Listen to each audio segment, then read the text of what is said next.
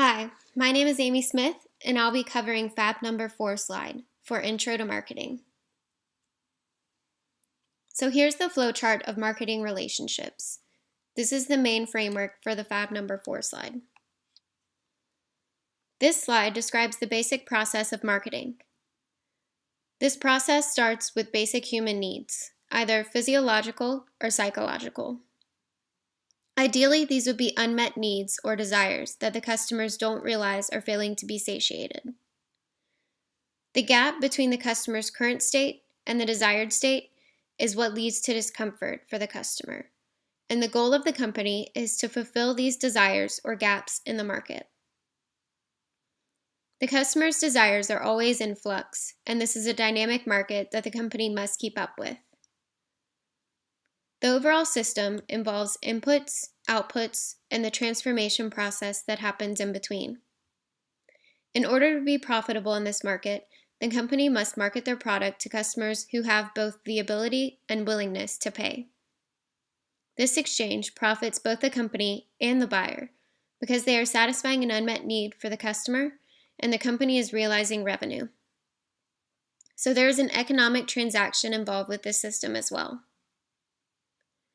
The desired output is satisfaction of the customer, so you want them to be happy with the product and how it affected their life, not regret their decision or end up with buyer's remorse.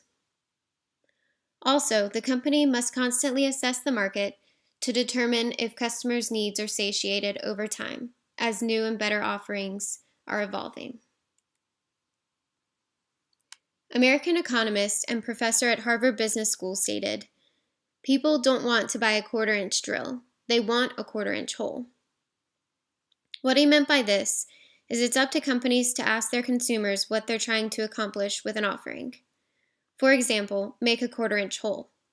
Not ask what features or drill bits a consumer is looking for. Marketers use this framework to build a relationship with a customer over time. One example that stuck out to me when I first saw this slide was companies who use infomercials for their products. See the Snuggie infomercial in the next slide. You want to keep warm when you're feeling chilled, but you don't want to raise your heat bill. Blankets are okay, but they can slip and slide. And when you need to reach for something, your hands are trapped inside. Now, there's the Snuggie, the blanket that has sleeves. The Snuggie keeps you totally warm and gives you the freedom to use your hands. So now, you can work the remote or read a book in total warmth and comfort. So the Snuggie is an example of a success story.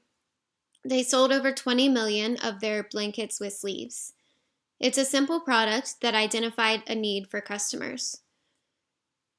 This relieved discomfort of moving around and performing tasks while in a blanket. So this is an example of a simple product that did exceptionally well. The next product is an example of a flop.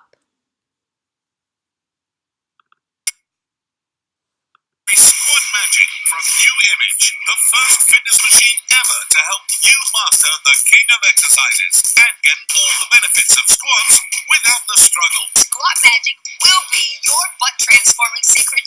The results you'll see are amazing. So the Squat Magic is an example of a flop because it's an unnecessary piece of exercise equipment. Squats can be performed without the product.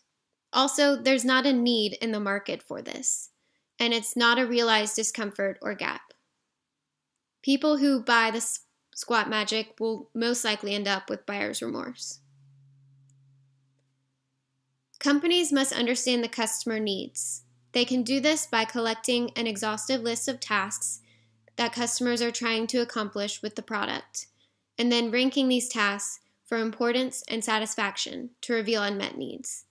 These two techniques allow companies to understand where they need to focus and create a unique position in the market.